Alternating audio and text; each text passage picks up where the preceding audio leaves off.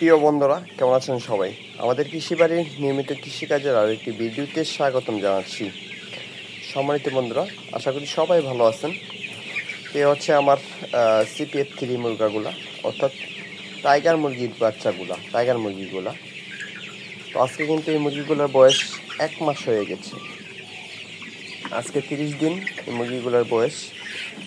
গড় ওজন হবে প্রায় 700 গ্রামের মতো। তো আমি বলেছিলাম আপনাদেরকে এই মুরগিগুলো 40 দিনের ভিতর কেজি হয়। সেটা আসলেই বাস্তব। এই মুরগিগুলা 40 দিনের ভিতর কেজি ওজন হয়, এর চেয়ে বেশি ওজন হয় যদি আপনি ব্রয়লার মুরগির ফিড খাওয়ান, ব্রয়লার খাবারটা খাওয়ান। তো আমি মুরগিটা কিন্তু প্রথম বলছিলাম মাংসের জন্য পালন করতেছি। তো মাংসের জন্য পালন করতে গেলে একটু ওজনের জন্য কিন্তু আমরা ব্রয়লার মুরগির ফিডটা খাওয়ালে ওজনটা দ্রুত আসবে। আমি ব্রয়লার মুরগির ফিডটা খাওয়াইতেছি আর ওজনটা মাশাআল্লাহ ভালোই আসতেছে। আর এইমাত্র এখানে মুরগি আছে 700 মুরগি ছিল। এখানে কিছু মুরগি আমার ছোটোবেলায় মারা গেছিল। তো 700 মুরগিতে আমি এইমাত্র 13 বস্তা খাবার গেছে।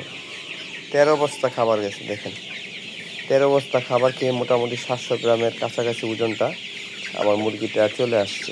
তো 40 দিন ভিতরে আমার আশা করি কেজির উপরে ওজনটা চলে আসবে। তো CPF3 মুরগিগুলো আসলেই একটু ওজন হয় দ্রুত। আর কালারবাট মুরগি থেকে কিন্তু CPF3 মুরগিটার রোগ প্রতিরোধ ক্ষমতা বেশি। মুরগিটার মাংস খেতে অনেকটা স্বাদ, কারণ হচ্ছে CPF3 মুরগিটা কিন্তু দেশীয় হাইব্রিড থেকে এই মুরগিটা তৈরি করছেন গবেষণা করে। আর কালারবাটটা তৈরি করছেন ব্রয়লারের মধ্যে থেকে। দেখবেন কালারবাট মুরগিটা কিন্তু একটু খাটো, আর এই মুরগিটা একটু পাগুলা একটু লম্বা।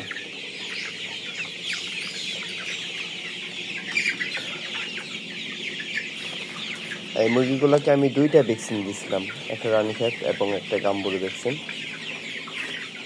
আর এরকম কোনো ভ্যাকসিন দেয়নি, আর ওষুধও প্রয়োজন পড়েনি অন্যরকম যে বিভিন্ন প্রকার ওষুধ মেডিসিন খাওয়ানো। আপনারা অনেকেই মনে করেন খামারে মুরগি পালন করলে মনে হয় প্রচুর ওষুধ খাওয়াতে হয়, অ্যান্টিবায়োটিক খাওয়াতে হয়।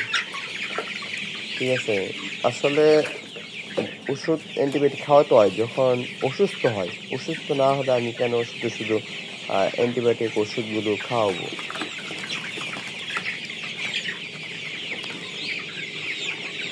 তো আপনারা যদি কারো কোশ্চেন থাকে তাহলে কমেন্ট বক্সে লিখে যাবেন। আর মুরগি পালন সম্বন্ধে যদি কারো জানার থাকে তাও বলবেন। ভিডিওটি দেখার জন্য ধন্যবাদ, সবাই ভালো থাকবেন।